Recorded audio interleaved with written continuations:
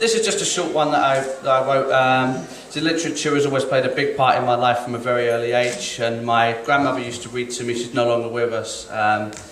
When I was a baby, I was reading before I started nursery, and I owe that to her really. And this poem is dedicated to her.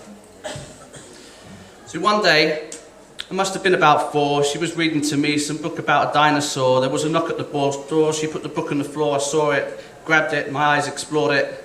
All of the words jumped out of the page and just rearranged, and in my brain something changed, like I could just get it now. Suddenly those words weren't so strange. Unlike most kids, I flipped past the pictures fast to realise that was filler. Before I knew it, I was going through pages like the hungry caterpillar. 1 fish, 2 fish, works of Dr. Seuss's, fairy stories, nursery rhymes, tales of mother gooses. In my mind I travelled wide and far, from Treasure Island to where the wild things are. But I was down in the dumps, I'd go see my friend Stig, and my classmates thought that reading was neither clever nor big. Offering me a swig from a bottle of whiskey in hand stood my challenger, but the only JD I was interested in was Salinger. Salivating, I was raising the bar on the rest of my class while staring at Wonderland through the looking glass. Neither half empty or full, I was just drunk on paragraphs. And when my friends were discovering marijuana, that's when I was... Sorry, do that bit again. When my friends were discovering marijuana, I was high on the chronic. That's the Chronicles of Narnia.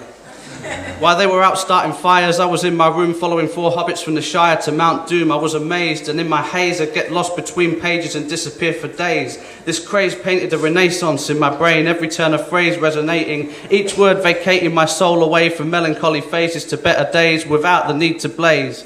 I'd just pick up a book and stray into a maze of cliches. I'd read plays and became purveyor of communiques, surveys, essays and more dossiers than the CIA. See, books aren't just a part of my culture, rather my sculptor, moulding me, crafting me, and ultimately I wanted to be more. John Seymour showed me the value of being self-sufficient. Through cookbooks I was taught to walk the walk in the kitchen. Dawkins and Hitchens reinforced my suspicions to side with physicians over hyped-up religions. In this fight between scissors, paper beats rock in an instant. Now I'm flicking the switch. Speaking of which, in time I read a brief history of it. Always had time for a blissful fix to feed my literary addiction. In between switching from timeless novels to non-fiction. Time for mixing in a bit of Dickens, and when I was hitting hard times, I'd take time out to read a magazine. That's always nice, whether it be smash hits, country life, Enemy or Vice. And over time, my mind growed.